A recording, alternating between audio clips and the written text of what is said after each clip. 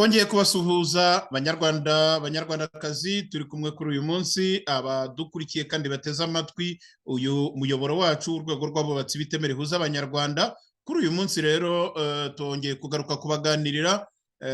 Uyu munsi tukaba tubafitiye cyane cyane amakuru ashingiye ku rugendo rwa nyakubahwa perezida wa Repubulika y'u Rwanda Paul Kagame yagiriye mu karere ka Ruhango mu ntara y'Amajyepfo.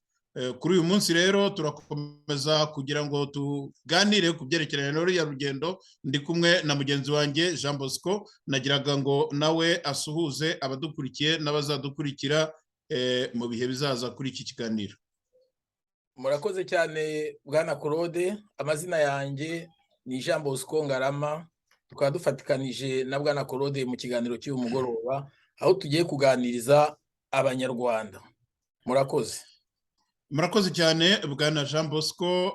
Nk'uko mwabyumvishe rero, uyu munsi ku itariki ya 25 z'ukwezi kwa Kanama, perezida wa Repubulika y'u Rwanda Paul Kagame yasuye akarere ka Ruhango.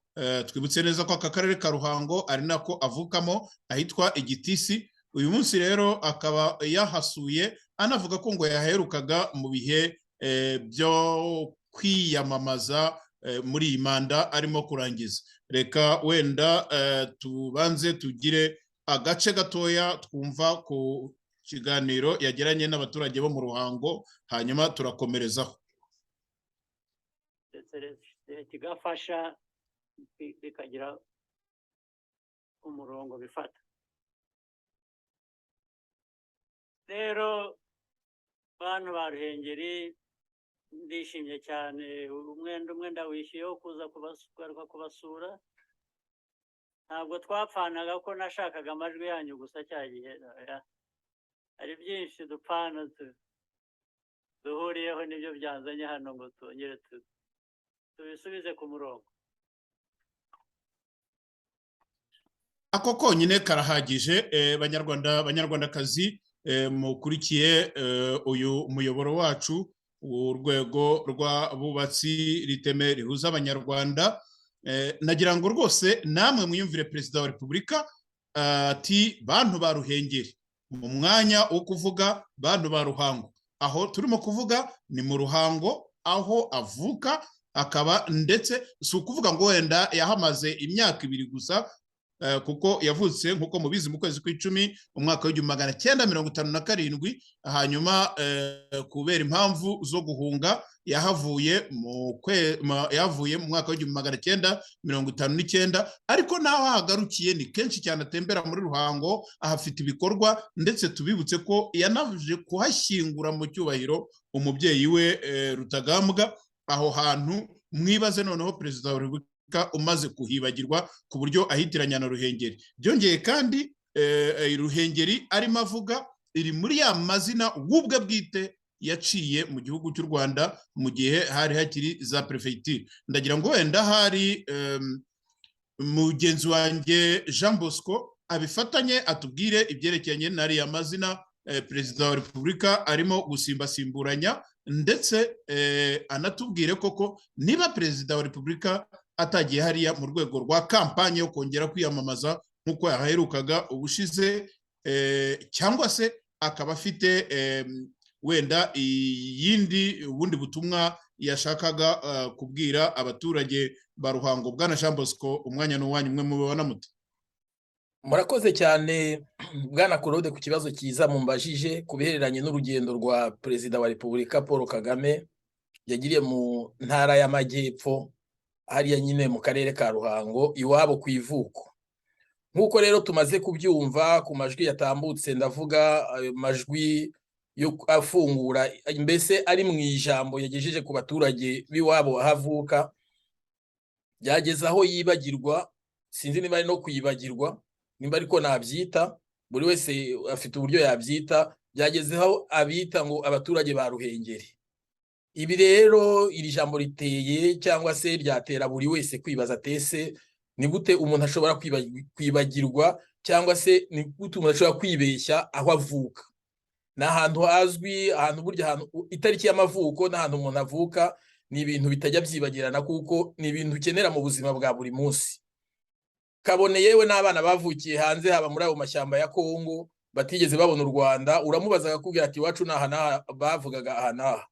Rero perezida wa repubulika wari umaze igihe kirenga imyaka 3 atagaragara muri Ruhango ho yaraherutse mu mwaka wa 2017, ubwo byumvikana ko hashize imyaka 5. None uyu munsi yasubiyeyo asanga harabaye mu Ruhengeri. Bikaba biteye rero buri wese kwibaza utese ni gute umukuru w'igihugu yayoberwa ahantu yagiye gusura. Icya kabiri ni gute umukuru w'igihugu yayoberwa ahantu avuka. Ese biramutse bimeze kuriya umuturage usanzwe byazaba bimeze gute? Umuturage usanzwe utarageze mu ishuri, umuturage utarigeze abajya mu nzego z'ubuyobozi, we byazaba bimeze gute nimba perezida wa repubulika atazi waba atazahavuka? Burya hari ibintu bitajya byibeshwaho. Ni kimwe nuko bavuga ngo wibeshye ku izina ryawe, ku izina ry'umugore. We ntarabagira abana benshi cyane baba polygame akaba yakwibagirwa izina ry'umwana rimwe, ariko kwibagirwa izina ry'abuvuka numva ari ibintu bidasanzwe. Nikosa rikomeye ritigeze ribaho no mu gihugu cy'u Rwanda. Ni ubwa mbere mbyumvishe aho perezida wa repubulika ayoberwaho yasuye, by'umwihariko naho akayoberwa iwabo. Ikiri kuri ya mazina rero nayo ari ya mazina tumenyereye ko hari intara mu gihugu, intara y'uburasirazuba, hari intara y'uburengerazuba, hari intara y'amajyaruguru irimo zira za Gisenyi na Ruhengeri, hakaba n'intara y'amajyepfo ari irimo nyine za Gikongoro na Butare na Gitarama. Ukibaza rero umuntu wari uri mu ntara y'amajyepfo yitiranije Ruhengeri no mu majyepfo gute? Ni bya bibazo nyine bikomeye nk'uko wabivuze rero. Nibyo amazina barayahindaguye kandi niwe biyita ko FPR ariyo moteri ya guverinoma, kandi ni nabyo kuko na perezida wa repubulika akomoka muri iryo shyaka. Bikaba rero mu by'ukuri byatangaza kuba atamenya aho aherereye. Numva ntari butinde cyane ari icyo nabivugaho. Murakoze cyane bwana Jean Bosco. Perezida wa repubulika byanze bikunze ku mugani ashobora kuba hari message yashaka gutanga wenda abantu batamenye, kubera ko ntibyoroshye kugira ngo umuntu ayoberwe ahavuka, ayoberwe ahantu yateguriye urugendo, agashorera bari abantu bose yashoreye guverinoma yuzuye n'abadepite, bari abantu bose barimo gukoma amashyi, noneho yahagera akaza kuzindara, niko mu kinyarwanda babyita, akibagirwa ahantu yari yagiye. Reka rero dukomeze. Bwana Jean Bosco, buriya perezida wa repubulika uru rugendo rwe rurimo utubazo twinshi, ariko wenda umuntu akurikiye mu ijambo yivugiye ubwe bwite mu gutangira yavuze ko ngo amatora abaturage ba Ruhango ngo batoye neza, akaba ngo yari bari mu mwenda atishyuye. Uko gutora neza, iyo ngewe ntabwo nigeze ntora perezida Kagame, ariko ibyo aribyo ntabwo nigeze ntora mu gihe yiyamamazaga, kuko niyo nari kuhaba ntabwo najyaga kumutora. Ahubwo kera ndibuka wenda ubwo twajyaga dutora Habyarimana, hari aho bavugaga bati muzatore ingirakamaro, muzatore neza. Iyo perezida wa repubulika avuga ati mwatoye neza ndetse mbari mu mwenda, nabashije kubishyura. Muri make kuva yatorwa iyi manda yose arangije, yemeye ko hari ibyo yasezeranije abaturage atakoze. Bwana Jean Bosco, ese buriya habuze iki kugira ngo ibyo yasezeranyije abaturage bibashe gukorwa? Aravuga ati amazi ari ku kigero cya 60%, none umuntu akaba yakwibaza ati ese iyo 40% ibura ntabwo yashoboraga kuba yavanwa kuri yayandi apfushwa ubusa mu kubaka amataje no gusukura umujyi, n'iryo terambere rindi babunza babeshya abaturage bavuga ko rihera ryibera mu mujyi ntirigere ku baturage nyirizina. Umuntu noneho akaba yanakwibaza ati ese nyakubahwa perezida wa repubulika izi ngendo zose ahora atemberamo, za zindi twavuze mu kiganiro cyacu giheruka, zihenze cyane, kuki badapfuraho makeya ngo barebe abo baturage bamaze imyaka 7 imyaka mubabarire imyaka 5 barasezeranijwe amazi akaba ataraboneka, ndetse banavuze n'umuhanda yewe ngo wa Kirengeri, kuva Kirengeri ugera Kaduha no kuva Kirengeri ugera Karongi ibyo byose yabibasezeranije mu myaka 5 ishize, ariko hakaba nta na kimwe cyakozwe, nubwo hari n'ibindi. Bwana Jean Bosco Ngarama, hari ikintu wabivuga ibyo ngibyo wowe kumvishe ririya jambo? Murakoze Bwana Claude ku kibazo mumbajije, ariko hari abantu bakurikiye iki kiganiro ngira ngo nsobanurire. Hari zimwe mu mvugo za politiki abantu bakunze gukoresha, ndavuga cyane cyane abanyagitugu, imvugo zitari zikwiye kugaruka mu by'ukuri mu mbwirwaruhame baba bakora babwira abene igihugu. Iyo nk'umukuru w'igihugu ahaguruka akavuga ngo batoye neza, nta gutora neza kubaho, nta no gutora nabi kubaho muri demokarasi. Ni ukuvuga ngo rero niba mu mahame ya demokarasi avuga ko abaturage bafite ijambo mu ntoki zabo, bakaba bagomba kwihitiramo umuyobozi bashatse binyuze mu matora, amatora atarimo igitugu, ni ukuvuga yuko nta kintu cyagombye kwitwa ko batoye neza cyangwa batoye nabi, kuko abakandida bashyirwa ku rutonde rw'abaharanira umwanya w'umukuru w'igihugu cyangwa umwanya uwo ari wo wose baba batoranijwe na komisiyo y'igihugu y'amatora. Iyo komisiyo y'igihugu y'amatora rero ishyiraho abo bantu, nta mubi iba yashyizeho, nta n'umwiza iba yashyizeho, ahubwo haba hari abantu bagomba gupiganwa nyine bakavuga gahunda zabo bazamarira bene igihugu. Noneho muri icyo gihe abaturage nabo bakurikije kwifuza kwabo cyangwa se bakurikije gahunda nziza zatanzwe n'umukandida, akaba ari we batora.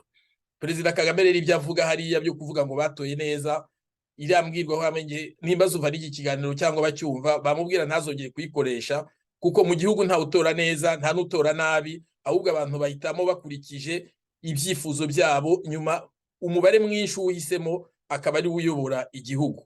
Umubare mwinshi rero, uwatsinze rero ntabwo bivuga ko baba batoye neza, uwatsinzwe nawe ntabwo bivuga ko baba batowe nabi, kuko bose ni abenegihugu.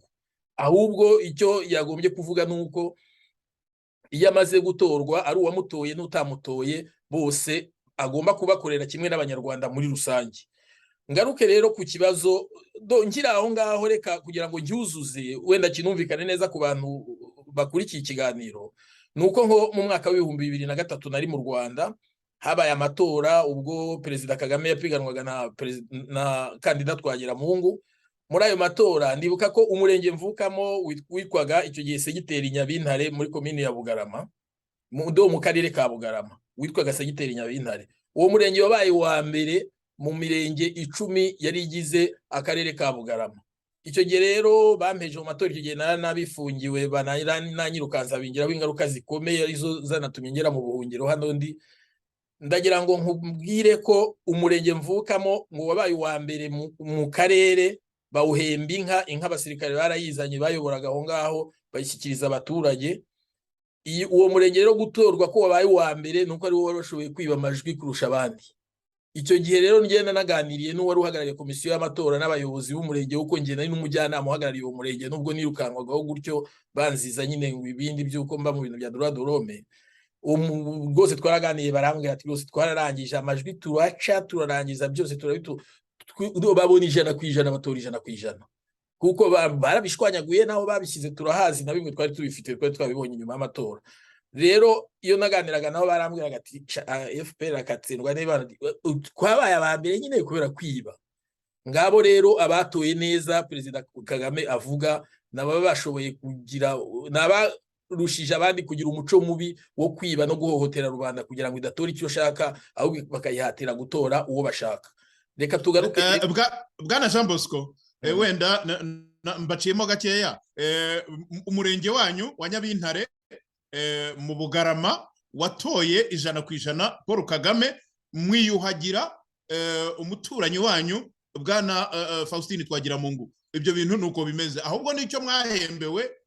Ukivuza igice, mwanahembewe no kuba mwaranze Muzehe Twagiramungu umukandida wanyu w'umuturanyi wanyu, noneho mugahitamo kujya gutora Paul Kagame, kuko n'ubundi ntabwo yari yiteze ko muzamutora iryo 100%, uretse ko yazanye nyine inkorokoro zibibashije kugira ngo zibe neza. Wenda nako nagira ngo nongereho abatwumva nabyo ibyo bintu bajye babimenya. Gusa muri rusange nyine wahembewe ko uhemberwa ko watowe neza ugahabwa inka, ni uguhemberwa ko wibye. Nakira aho narangije, ndumva ariho nagarukiraga. bo tugikomeza rero bwana Claude gukomeza oya nibyo ibyo ni sawa, ahubwo nagira ngo ukomereze kuri kiriya kibazo cy'uko amazi byitwa ko ngo ahari 60%, uretse ko na kera mbere y'uko FPR iza muri mbere ya 1994 abaturage ba Ruhango baravomaga. Iruhango ni ni komine Tambwe, ni komine ihana imbibi na komine yanjye ya Nyamabuye. So ibyo ngibyo kwaba ari ugukabya, ariko noneho iriya 60% versus 40%, ese impamvu 40% bayitegereje imyaka 5 yose nuko hari habuze budget bwana Jean Bosco? Murakoze cyane Claude, wenda nuko muhire ku mazi hari byinshi mwari mwavuze mbere ndumva nkibyibuka. Mwavuze muti perezida aje nyuma y'imyaka 5 ayirutse 2017 ayaje kwiyamamaza, kandi ni nako yanasobanuye.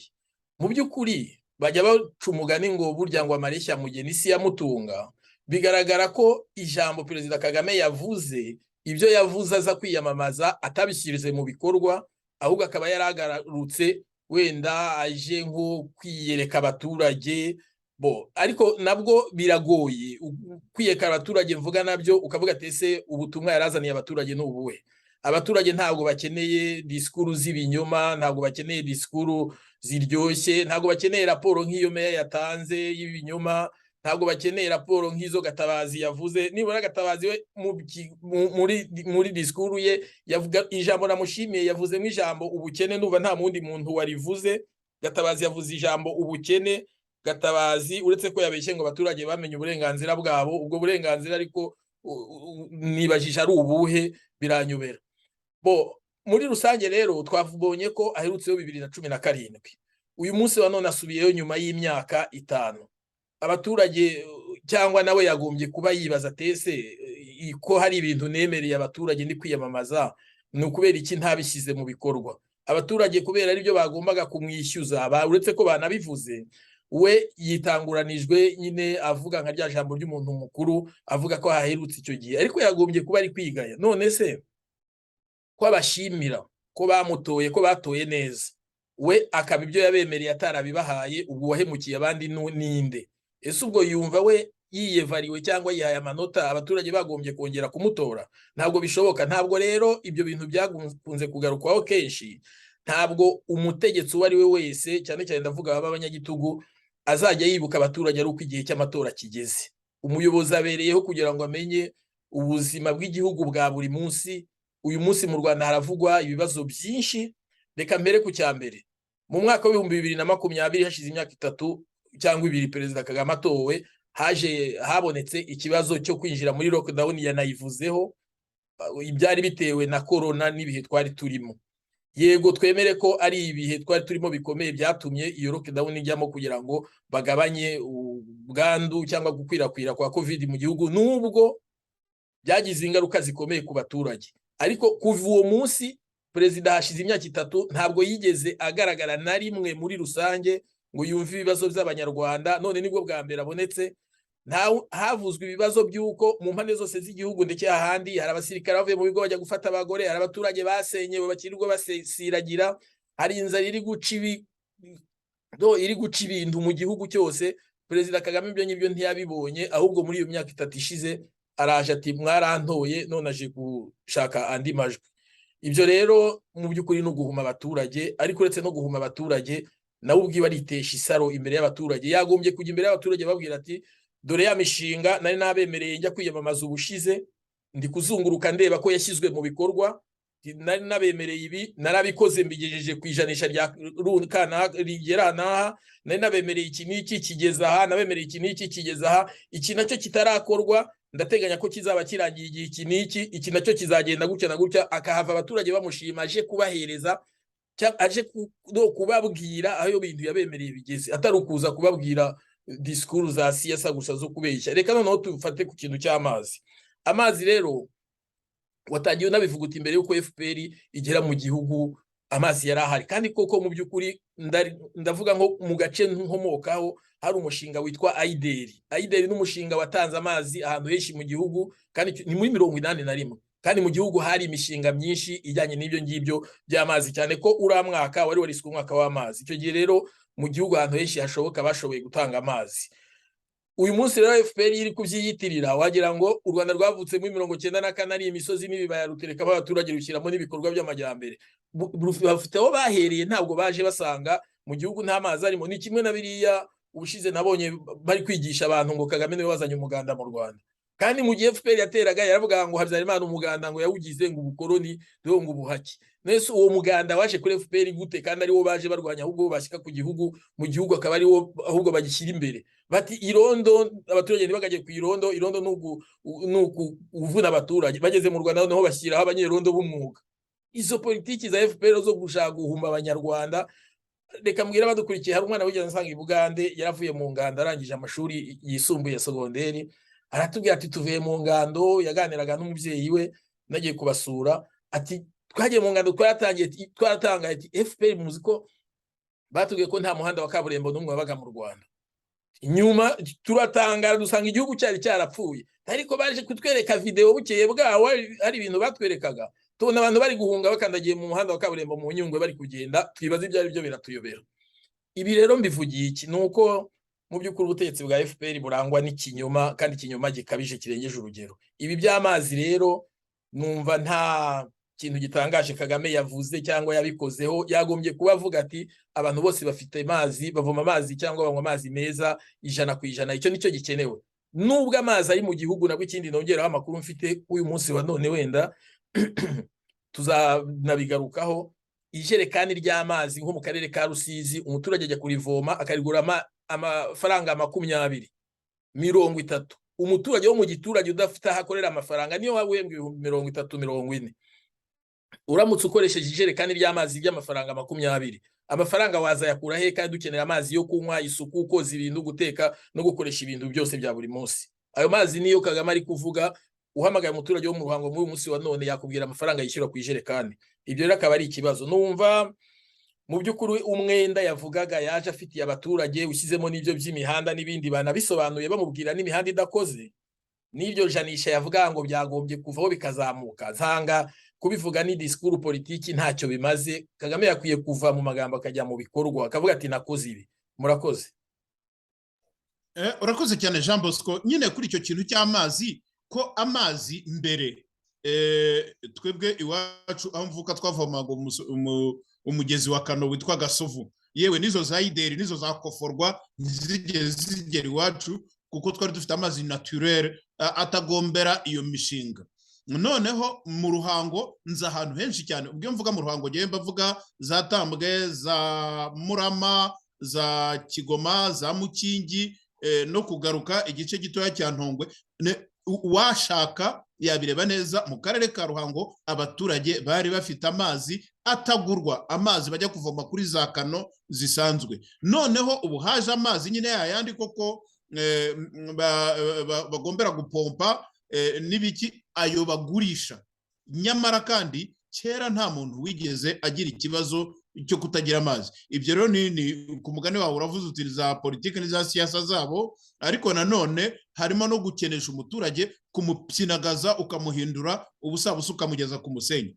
Reka wenda dukomeze.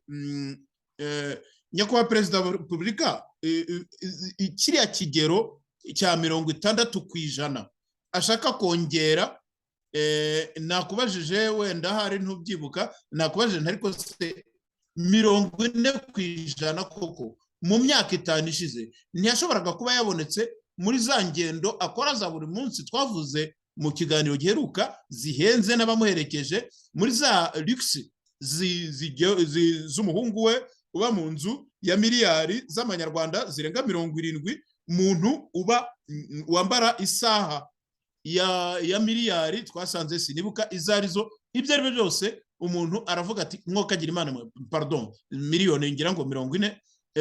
Umuntu aravuga ati ibintu byinshi bikorwa, ya mihanda ikubuye, ya magorofa atagira abayatura mu mujyi wa Kigali, za convention center na za arena zifite abatenante nabo bakiri abakodeshamo nabo bakiri hasi y'10%. Ntabwo ayo mafaranga asesagurwa gutyo, ntabwo yakagombye guhindukira akajya ku muturage, noneho hagakemurwa bya bindi nyakubahwa perezida wa repubulika yabemereye mu gihe yiyamamazaga, niba koko ari umubyeyi w'igihugu Bwana Jean Bosco. Ako kantu ndagira ngo ugatsindagire ugire icyo ukavugaho abadukurikiye bacyumve. Claude, murakoze cyane. Abantu bagize kari agatsiko bigaragara yuko babaho mu buzima bw'abagashize, mu buzima bwo hejuru. Ndumva hari ikiganiro duherutsemo tureba ibyumba, ndetse icyumba cya Perezida Kagame araramo yo yaje nk'hano muri Leta Zunze Ubumwe za Amerika. Abatera ijisho imboni hirya bavuze ko yishyura ibihumbi 20 by'amadolari ku ijoro rimwe. Ubwo rero banabigereranije, hari uwigeze abigereranya n'icyumba perezida w'Ubufaransa araramo n'ibindi bihugu bikomeye, dusanga aribo barara mu byumba bihendutse. Twongere dusubire mu karere dutuyemo, izo ni ingero za hafi wari utanze. Twigeze nabwo hari amakuru yasakaye mu gihe Perezida Nkurunziza yariho, yagaragazaga uburyo kugira ngo yorohereze igihugu kubera ibibazo cyari kirimo, yagendaga mu mahanga akagenda ateza indege isanzwe hamwe n'abandi. Ibyo nabyo bwari uburyo bwo kugira ngo amafaranga yagombye gukoresha ayasagure, nibura agira ibindi bintu akorera igihugu. Na Dr. John Pombe Magufuli niko byagendaga, nawe yageraga mu ndege y'abantu bose. Ibyo ni uburyo, kandi Tanzania ni igihugu gikize pe. Ibyo rero kuko babaga ni umuperezida uyobora igihugu areba ku baturage, areba inyungu za rubanda, atareba inyungu ziwe ku giti kiwe wenyine. Urwo ni urugero rwa mbere warutanze. Nako ingero nyinshi waruduho ni nyinshi zerekana ko babaho mu buryo bw'abagashize ariko abandi batabona amazi. Ubushize hari akavideo nahoze ndeba katambutse, umuntu ari kudaha amazi, abagore bari kudaha amazi y'ibiziba ahantu aretse, pfufuduka ahantu sinzi uko hameze, ariko mu kidendezi badaha bavuga ko bayatekesha bakanayanywa. Hari abanywa Nyabarongo bagiye bagaragaza mu binyamakuru ko bakinywa Nyabarongo, n'abandi banywa imigezi itemba. Ibyo ntabwo byari bikwiye.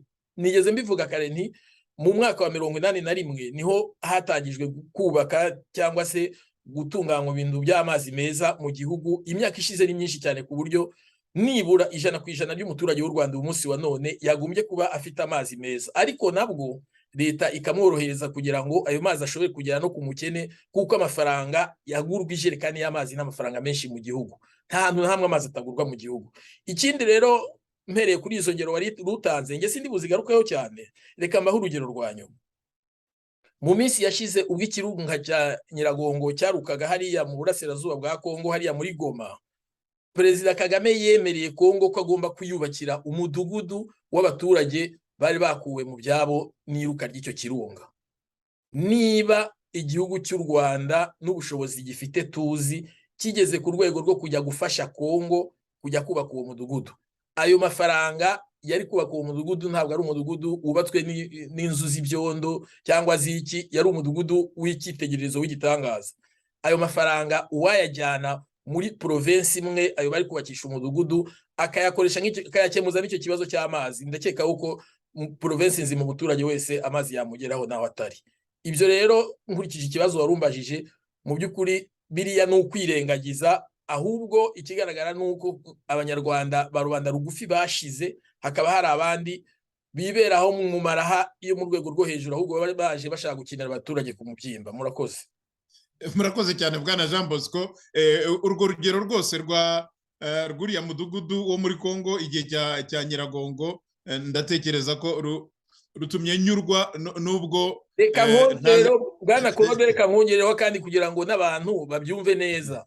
Wowe Perezida wa Repubulika uravuga ngo abaturage ngo babuze 40%, ubwo ni urugero rwa mbere. Amafaranga yari agiye kubaka umudugudu wo muri Kongo yaza kuyajyana aho ngaho. Icya kabiri, amafaranga bajya gufashisha ikipe ya Arsenal ni amafaranga menshi cyane. Aho mafaranga wayajyana rero muri Arsenal ya province nzima, buri muturage wese yararanyoye amazi. None se niba igihugu nk'u Rwanda gifite ubushobozi bwo gufasha Kongo ifite amabuye y'agaciro yuzuye ubutaka bwabo, ikajya gufasha igihugu ikipe nka Arsenal, ikipe ikize ku isi, ubwo urumva umuturage w'u Rwanda yo bageze abanyaburaya babo muri za Arsenal bavuga u Rwanda ni igihugu cyakize, yo bageze abaturage nta kibazo. Perezida asubira mu baturage ati nta mazi nta soni. Ubwo wavuga impamvu watanze amafaranga muri Arsenal umuturage wawe uyobora adafite amazi? Reka ndekeraho kugira ntavuga byinshi. Murakoze Claude. Murakoze cyane Bwana Jean Bosco. Noneho rero Perezida wa Repubulika kandi yavuze ko hari uruganda rw'imyumbati rwubatswe aho ngaho mu karere ka Ruhango, ngo kuri ubu rukaba rwakira gusa 50% by'umusaruro rwari ruteganyirijwe guprocesinga, ni ukuvuga gusya. Ati ifu mu mahanga bambwiye ko, ni perezida wa repubulika, bambwiye ko bayikunze, ariko imyumbati ikaba ari mikeya kubera ko umusaruro ari muto. Nibyo koko abaturage ntibagira ubwigenge mu guhinga ibyo bashaka, ndumva twarabivuze mu bindi biganiro twagiranye Bwana Jean Bosco.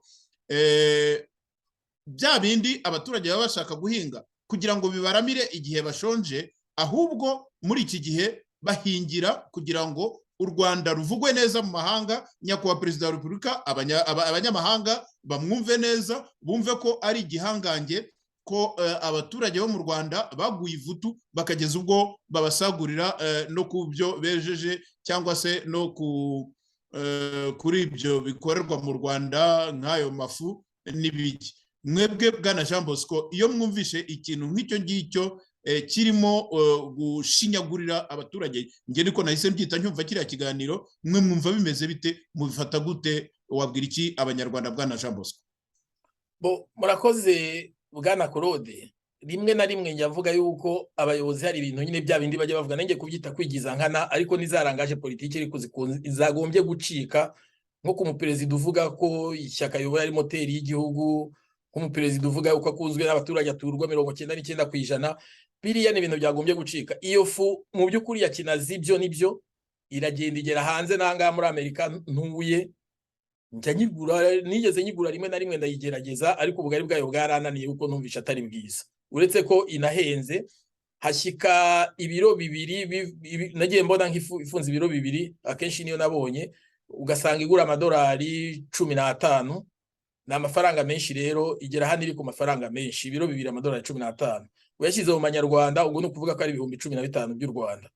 Yego biba byanyuze kure, ariko biranahenze, uretse ko na karite ubwayo, kuko nabyirukiye ahantu barya ubugari, ntabwo numvisha atari karite imeze neza. Ubundi ifu yavaga igitarama kenshi yabaga iri ifu irimo n'agahumuro, ariko iriya wapi.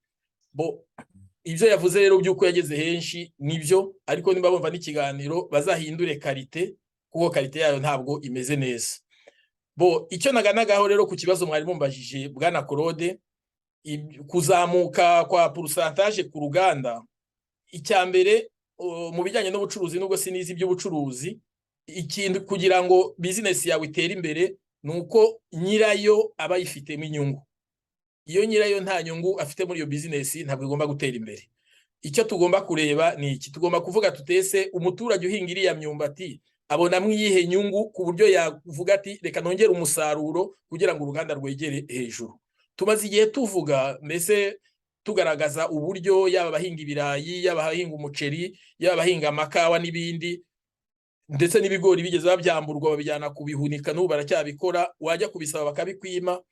Wavuga uti abo bantu bose, abo bahinzi bahinga iyo myaka, icyo bakora baruha bavunika bahinga, ahubwo ya myaka bakaba barashyizeho abantu babandi bo mu gatsiko bafite monopole yo kugura iyo myaka no kuyicuruza.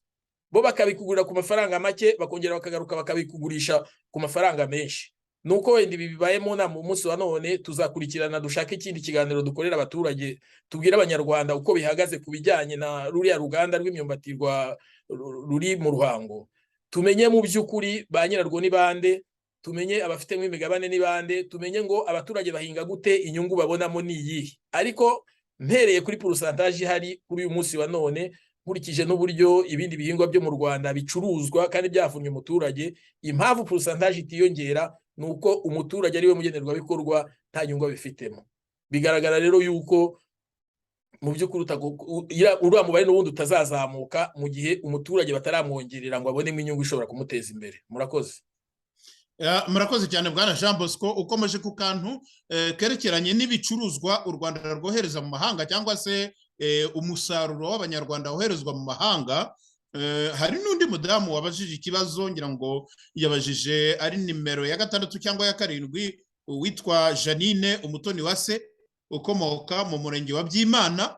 Yavuze ko ngo ari mu bategarugori bishyize hamwe ngo bakora koperative ngo yo kuboha uduseke ngo twoherezwa mu Burayi, twoherezwa mu mahanga, ariko ngo bakaba bafite ikibazo na RDB kubera ko bakohereza mu mahanga kakagerayo gahenze, noneho naho bari babonye amasoko bana bahaye za komande bakaba basigaye banga kubigura.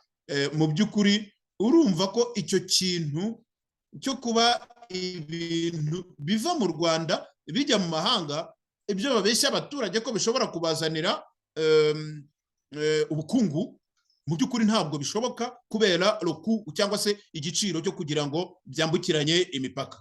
Ako kantu mugize neza kukazana, wenda turaza kugenda tubona n'ibindi dukurikije ibibazo abaturage babajije. Ariko noneho nagira ngo nkomeze ingere n'ahandi. Nyakubahwa Perezida wa Repubulika yavuze ati twigisha abantu isuku. Arewe twigisha abantu isuku, tukabigisha gukaraba no gutegerana ngo kubera icyorezo cya COVID. Umuntu akibaza ati abantu bashonje bakorerwa iki koko, ko babujijwe kwihingira ibyabaramira, noneho n'ibyo bahingishaga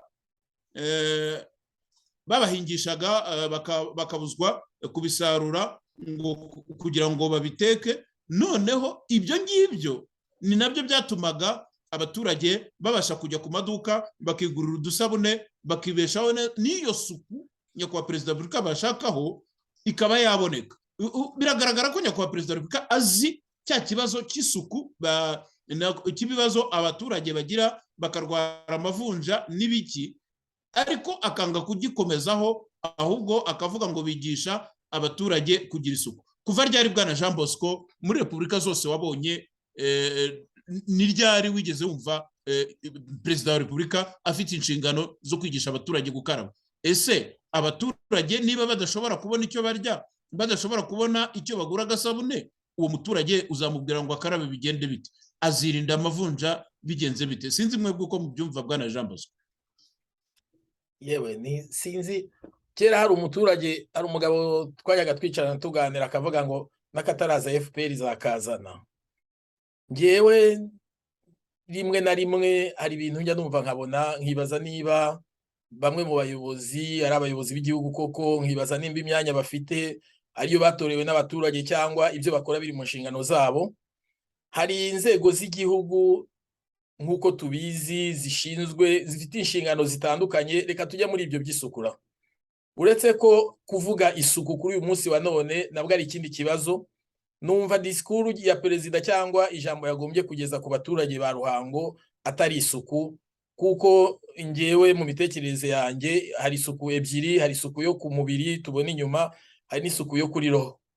Hari abantu benshi rero ushobora kubona hariya umuntu kubera yari asanzwe yifitiye agapantaro amaranye imyaka 5 yaza yakambaye kameshe, cyangwa kubera abayobozi b'umurenge, abayobozi b'akagari n'abadaso bategetse bati utaje wambaye imyenda myiza iteye ipasi ntabwo ari bujyemo n'ama perezida. Umuntu akagenda agafata kagakoti yashingiranwa amazi imyaka 20 yarabitse, akagatera ipasi, agakubitamo na karavati, yaza babona perezida ati abantu barakeye, kandi umuntu amaze icyumweru atarya. Ejo nahoze mu gitondo nabyutse ndeba video z'abantu bavuze umuntu wavuze ngo amaze iminsi natarya. Mu by'ukuri rero turabimenyereye yuko niyo abantu bagiye muri ziriya nama, mbere abayobozi bo hasi babategeka uko bari buze, bagashyiraho n'imikwabo ku buryo utava mu rugo ngo uzize gukandagira muri ya nama. Kwambara daboro, icyo ni icya mbere. Icya kabiri, kubaza ibibazo ari byo batemerewe kubaza n'abemerewe kubaza, n'aba bahari ko kubakumira kugira ngo bataza kubaza umukuru w'igihugu. Umukuru w'igihugu rero tugaruke kuri ya suku. Isuku abanyarwanda bakeneye ntabwo ari iyo mu magambo yo kubabwira ngo isuku, ubabeshya ko bahaye amazi, mwarangiza amazi mukanayabagurisha. Erega ni byiza ko abaturage nabo bafasha leta, kuko leta nimba twatanze ishyizeho ibikorwa remezo, abaturage bagomba kuba bambere mu kubifata neza kugira ngo bitangirika. Abaturage bashobora no kwitunganya bakishyira hamwe bakavuga bati wenda irivomo tuvomeraho rivomwaho n'ingo 10, turajya duteranya nibura buri mezi 3 cyangwa se buri kwezi, buri muntu atanga amafaranga 100 yo kugira ngo igihe havutse ikintu cyangiritse tubone uburyo bahakoresha, ndetse bagashyiraho n'uburinzi kugira ngo ibyo bintu byabo bitakwangirika. Abo mafaranga ataba hari bagazacunga igihe havutse ikibazo wenda bakaba abaturage bakwishyira hamwe akaba rero batabara kuri iryo vomo ryabo ribegereye ariko abahakorera bazwi. Ariko kurihisha umuturage amazi yaguze ijerekani 20 uko nyuka mubwira ngo agira isuku, iyo suku uzayigira gute ku mubiri uri mu inzara? Nese uzaba ufite inzara wabuze iki urya ubona amafaranga yo kujya kugura amazi? Kira kintu rero Perezida Kagame avuga mu by'ukuri no kubeshya, ahubwo yagombye kubaza abwira abaturage, message yagombye kubahereza abaturage ni ikibazo cy'ubukene bwugarije igihugu, ubukene buri kugaragarira mu nzara iri hirya no hino mu gihugu. Natangaye nabivuze no kuntangirira kumva bavuze ntihagire uvuga ku kibazo cy'ubukene, ntihagire uvuga ku kibazo cy'inzara. Gatabazi wenyine niwe numvisha avuga ngo ubukene, ngo kuva mu bukene, iryo jambo yarivuzeho sinzi ibintu yavuga ngo porogaramu yo kuva mu bukene. Rero mu gusoza nkuko wari ubimbajije, isuku ku mubiri uri mu inzara ntabwo ishoboka. Icyambere no gukemura ikibazo cy'umuturage ugashaka uburyo agira imibereho myiza, ikisuku kirizana rwose ibindi byakemutse. Murakoze. Murakoze cyane bwana Jean Bosco. Ibyo uvuga rwose ni ukuri kandi n'abanyarwanda barabyumva ndetse baranabyibonera. Ukomeje mu kurangiza ku ijambo Ministre Gatabazi Jean Marie Vianney yavuze, ariko nagira ngo hano kuri uru rubuga rwacu rw'urwego rw'abubatsi b'itemere huza abanyarwanda, natwe niko kazi kacu dufata akanya tumunenge. Nkunda kuvuga cyane mu biganiro dukora ko abayobozi ntabwo babereho kugira ngo twicare tubashimagiza, kuko hari amafaranga ajya kuri za konti zabo muri banki niyo agenewe kubashima. Ahubwo ibyo badakora neza tugomba kubivuga tukabishyira ahagaragara bakabihindura. Ibyo ngibyo baba bariho ubu baba bazajyaho icyo kintu bakimenye. Ministre Gatabazi Jean Marie Vianney yavuze anenga ngo abayobozi bategera abaturage. Harya buriya bwana Jean Marie Vianney Gatabazi we yegera abaturage ku buhe buryo? Igihe inshuro nyinshi cyane abantu twagiye tubona bashonje baboreye mu nzu, abantu twagiye tubona bafite ibibazo, inshuro nyinshi turagutwitinga Ministre Gatabazi, turagutwitinga, abo utablotse urabatuka, ufite amagambo mabi nyakubahwa Ministre Gatabazi, urabatuka. Noneho ibyo bintu nta buryo wowe abaturage utegera, twebwe turabonera tukakubwira, tukabikubwira, tukabikumenyesha kugira ngo agire igikorwa. Ahubwo utablotse kuri Twitter, kuri account zawe za Twitter, uragira utangira kumutuka, utangira kuvuga nabi. Urabizi amazina yanjye urayazi, inshuro nyinshi naragutwitinze kandi uzi neza ko twahuriye mu ngando ibyumba. Ibyo bintu tubyihorere, ariko ntabwo abantu bagomba kuzajya bavuga ngo abategetsi bategera abaturage, kandi nawe bwana Ministre ujyayo ari uko Perezida wa Repubulika yagiyeyo, umenya ibibazo byabo ari uko baje kubiregera Perezida wa Repubulika. Mu kurangiza nanone nagira ngo mvuge ko kuri biriya bibazo abaturage babajije, mu by'ukuri ntabwo ari ibibazo, ahubwo abenshi ni figure ziba zashizweho kugira ngo bashimire nyakubahwa Perezida wa Repubulika. Nyakubahwa Perezida wa Repubulika turabashimira ibingibi mwagiye, turabashimira gahunda zanyu, turabashimira umutekano wanyu. Mu bibazo 9 byatambutse hariya, ibibazo 3 gusa nibyo byonyine abaturage bavuze bagaragaza akababaro kabo, kandi na Perezida we yabigarutseho. Uretse ko nubwo bwose abigarukaho, tuzi ingero nyinshi, tuzi umudamu basenyeye ku Gisozi, ngira ngo mu murenge wa mu karere ka Gasabo, ntabwo nibuka neza umurenge, basenyeye bavuga ko ngo aho yubatse hagiye guca ibikorwa remezo, nyamara senateri uri haruguru we bakaba ntawamukozeho, bakavuga ko ibikorwa remezo bizanyura kuri iyo nzu. Ni ukuvuga abari hepfo ye n'abari haruguru ye ntabwo ibikorwa remezo bizabageraho, noneho we hagati akaba ari we biza bikajogora. Icyo kibazo cyabaye agatereranzamba kugeza ubwo Perezida wa Repubulika ahanyuze aravuga ati nyiririya nzu yabuze iki kugira ngo akomeze.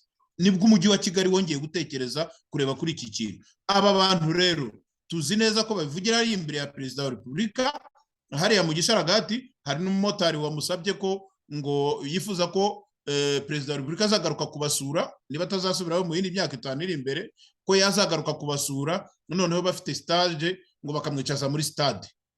Iyo stade ntawe uzi igihe azayitangira, ariko iyo umuturage avuze ikintu nk'icyo ngicyo biba bigaragara ko hari ikintu gikenewe kitaboneka.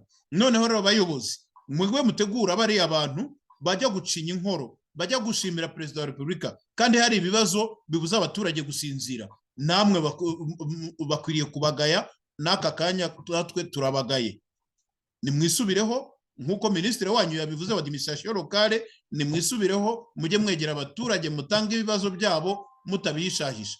Iyo batondeka ibibazo, ikibazo cya mbere cya Ruzibiza Obedi arimo arashimira nyakubahwa perezida wa repubulika, bakagera ku witwa Ruzibiza Obedi, ndibutse ko ngo ari umwarimu, yanavuze ko ngo umwarimu Sako ngo yabatejeje imbere, ngo ubu ngo yatangiye ngo afite amashuri 6 yisumbuye, ngo none ubu ngubu umwarimu Sako ngo yaramugurije. Twese tuzi uburyo iguriza, tuzi uburyo abantu bagira ikibazo ku mwarimu Sako. Ibyo twabitanze mu biganiro byatambutse, ukamanuka ukagera no kuri abo bagore bagiye kuvuga iby'uduseke n'abandi. Nuriya mu MC uriya wari uyoboye ibirori, nawe nuko wumvisha amagambo yavugaga, ni ibintu byo kuvuga gusa, bya bindi bavuga ngo ijisho rya warupyisi, kubera ko bari imbere y'ijisho rya warupyisi. Ibi bintu bikwiriye gucika mu banyarwanda. Bwana Jean Bosco, sinzi niba hari icyo wabwira abanyarwanda dusoza ikiganiro cyacu dushaka kurangiriza ahangaha kuri uyu mugoroba. Ijambo ni iryanyu. Murakoze Bwana Claude. Muganire kamvuge no kuri iri jambo rya Bwana Gatabazi ministre. Mu mwaka uyu mugabo nigeze mushima rimwe kera, yigeze avuga ijambo ryiza, yarakiri umudepite. Mu mwaka w'2014 nabaga mu gihugu cya Uganda, hari habaye auditeri wa leta yari yaje gutanga raporo yishyikiriza inteko, na perezida wa repubulika yari ahari, ndumva byibuka narabikurikiranaga cyane. Icyo gihe Gatabazi auditeri amaze gutanga raporo yatse ijambo, aravuga ati nyakubahwa perezida wa repubulika, abantu bita ibifi binini bakunze kugaragarwaho yuko banyereje imitungo ya leta, iyo mitungo ikagenda ntigaruzwe. Aranavuga ati ariko ikibabaje nuko ejo usanga bahawe indi myanya ugasanga bazamuwe mu ntera. Atararangiza kuvuga, perezida Kagame yahise avuga ngo Bwana Gatabazi ngo ashaka kuvuga ko nzamura abanyabyaha. Ubwo urumva nawe yagiye mu gupfukamanya our excellency n'ibindi byinshi. Ubwo byarangiye, ariko nibura ako kajambo keza Gatabazi yari yakavuze. Kuri uyu munsi wa none rero, muri raporo Gatabazi yatanze, yavugaga nyine ko muri disikuru yiwe Plito yavuga uko abayobozi bategera abaturage. Hari ikintu rero ni za disikuru za FPR zo za siasa zimwe zo kubeshya abanyarwanda, bajye bamenya ko abanyarwanda bajijutse kandi ari abantu bakurikira. Reka uwo munsi bari mu nama, Plito bari baje nyine bari kumwe n'abaturage. Perezida Kagame we ubwe yivugiye ko amaze imyaka 5 aherutse yaje kubabeshya ko ari kwiyamamaza. Iyi myaka 5 wowe utarigeze usura abaturage, warabemereye n'ibyo utabahaye utakoze, uwo wundi muyobozi ushaka ko yegera abaturage ninde? Uwo muhaye wenda umuyobozi w'akagari w'imidugudu n'abandi, umuyobozi wenda bari kuvuga wundi yari kubafatira urugero kuri inde? Wowe ubwawe perezida uri kuza uvuga ati simperutse kwegera abaturage hashize imyaka 5. Icyo ni ikibazo. Abayobozi batoye barebera ku bayobozi bakuru. Nimba umuturage wari uhari yagomye kumaza ati ko wowe twakubonye mu matora, cyangwa undi muyobozi wowe ko waje mu matora ukabagarutse ari uko urekereje andi matora agiye kuba ya 2004, kubera icyo ushaka gusaba ko abandi bagombye kuba bari kwegera abaturage. Icyo ni ikibazo. Abantu rero bakunda kuvuga ngo imvugo si niyo ngiro, ariko barabeshya, imvugo si yo ngiro. Harandu perezida Kamegeze ajya arabanenga, aravuga ngo dore ngo kuki ngo perezida wa repubulika yagiye kuza ngo ariho mwibuka gutema ibyatsi ku muhanda, ngo mukarara ngo mukora umuhanda mutari mwarakoze kera, ngo mwagiye mubikora mbere, ngo mukarara ngo mwubaka mwagiye mubikora mbere. Ariko iyo abashyitsi baje muri Kigali turabizi abantu bategekwa gusiga amarangi batayasiga bagacibwa amande, kandi ni imbere y'umuryango wiwe niwe mukuru w'igihugu utuye muri kapitale. Ejo bundi Coga Moiza muzi ibintu bakoze, bavuga batabakene bave mu nzira. Ibyo rero we yashyika handi akabivuga, akabibuza abantu kubivuga. Hari umunsi nigeze numva umugore bagiye mu nama bari igabiro bari kumwe n'aba bayobozi mu myiherero, umugore aravuga ati tugomba gukora tukiteza imbere, ngo tugateza imbere ngo made in Rwanda, ngo n'abamahanga kaza kutwigiraho. Kandi ibyo niwe watangiye iryo jambo, niwe watangiye rivuga kuva mbere. Kagame yahise amubwira ati ariko ibintu mu mahanga bazaza kubigiraho n'ibiki, ibyo ntimuzongere no kubivuga. Mu by'ukuri rero bajya babeshya ngo imvugo niyo ngiro, nicyo nashaka kugarukaho ku ingero za mbere natanze. Abayobozi bagombye kwikuramo umuco mubi wo kubeshya abaturage. Ubwabo ntabwo begereye abaturage, abo bandi baba bari gushishikariza kubegera n'ibande bo batabegera. Bo tukiri aho, ndagira ngo abakurikiye ikiganiro cyacu mbahereza aka video k'uyu mukecuru wari ufite ibibazo bikomeye kubera atigeze abona abayobozi, noneho agira icyo avuga ku bijyanye n'umukuru w'igihugu. Mukumve. Kumushyigikira perezida uhari ndapfa ntamushyigikira ngaha jewe ntana amaso yanjye nomo sinocangira ndenda ndi umunyakarama ndi umuyavukazi. Ubwo rero mu bakurikiye ikiganiro cyacu nk'uko twabivugaga, wenda hari abumva ibyo tuvuga bakavuga bati bari abantu nuko batari mu Rwanda, niyo mpamvu bavuga ibingibi bari kuvuga, ariko nta bibi tuvuga. Icyo tuvuga ni ukuganira ku byakorerwa abanyarwanda, ku byiza abanyarwanda bakorerwa, kuko turabakunda kandi tubifuriza ibyiza. Nk'uyu ni umuturage w'u Rwanda rwo hasi, Rwanda rwa giseseka, ariko mwumva ko ubwiwe agera n'ahavuma umukuru w'igihugu. Ni ibintu bidasanzwe kumva aho mu gihugu gitoya nk'u Rwanda kibeshye ko kiyobowe neza, usanga abaturage bicara hamwe akavuma umukuru w'igihugu ati nta bintu byinshi cyane ndi burenzeho kuri commentaire kuri iyi video. Iyi video irabyivugira ubwayo. Hari uwo nabonye mu kanya wigeze muri yandika muri commentaire avuga ati ibi ntibitesha abantu igihe Kagame ari gusezera ku baturage. Ibyo nabyo nta ubizi, wenda reka icyo twifuza twebwe nuko abanyarwanda babaho neza mu mahoro. Message rero natanga abakurikiye ikiganiro cyacu nuko mu mvugo tugomba gusesengura kandi tukumva neza imvugo z'abayobozi bacu, kabone nubwo tuyobowe n'igitugu, ariko tugomba no kumenya gusesengura ibikorerwa abaturage cyangwa se ibidukorerwa muri rusange. Ntabwo abayobozi bazajya baza ngo batubyinireho, batubeshye ibyo badukoreye cyangwa se batadukoreye kubera impamvu runaka, cyane ko hariya nta muturage wari uhari ushobora guhaguruka bamubwira ati dusobanurira impamvu ibutabigezeho, dusobanurira impamvu ibutabigezeho. Ejo bundi uzabuza kutubwira ngo nitugutore, nabwo nubwo abizi ko batajya batora. Aravuga batoye neza ariko ntabwo bajya batora mu by'ukuri. Sinjye ubivuga njyenyine, ndavuga ibyo nabonye, ariko hari n'imiryango mpuzamahanga itandukanye, amaraporo atandukanye yemeza yuko mu Rwanda nta matora ajya abamo. Numva rero abanyarwanda na message Perezida Kagame ari kubazaniye abanyagitarama kuri uyu munsi wa none, muri make ibyo yabemereye byo yarababeshye, nawe yabyivugiye ibye, tigeze anabegera, aje nyuma y'imyaka 5 aruko acunza manda yigiye kurangira. Message uyu munsi yari kubashyiriye abaturage ni ijyanye no kubegisha uburyo bava mu bukene kugira ngo bagere kuri ya suku yashakaga, nukubazanira ikintu cyabakura ku nzara, kandi ikintu kirambye atari cyo kurya, atari amata babahendesha umunsi umwe ngo babagaburire babahaye amata. Ni ikintu cyatuma imibereho y'abanyarwanda ihinduka ku buryo umuturage ashobora kwibeshaho akabona n'icyo kurya cya buri munsi atiriwe segereza. Ni ikintu cyatuma abana bakira bwaki. Ni ikintu cyatuma abanyarwanda amavunja amaze kuza mu mwaka w'2022 bavugaga ngo vision 2020 izaza ngo u Rwanda ari Singapore. None Singapore hari abayita na Singapore, yabaye Singapore kuko abanyarwanda bose barwaye amavunja bari no mukene burengeje urugero. Icyo dukeneye rero uyu munsi wa none ni porogaramu ikura abanyarwanda mu bukene. Murakoze, ndumva araho nagarukira singe kure. Murakoze cyane Bwana Jean Bosco. Icyo dukeneye ni porogaramu ikura abanyarwanda mu bukene n'inzara bafite. Reka rero duhinire hano ikiganiro twari twabateguriye. Turakomeza naho ubugaruka n'ejo tuzakomeza. Twari kumwe na Bwana Jean Bosco Ngarama ku mugabane wa Amerika, nanjye ndi Claude Maria Bernardo Kayitare hano muri Afurika y'Epfo i Pretoria. Mukomeze mugubwe neza.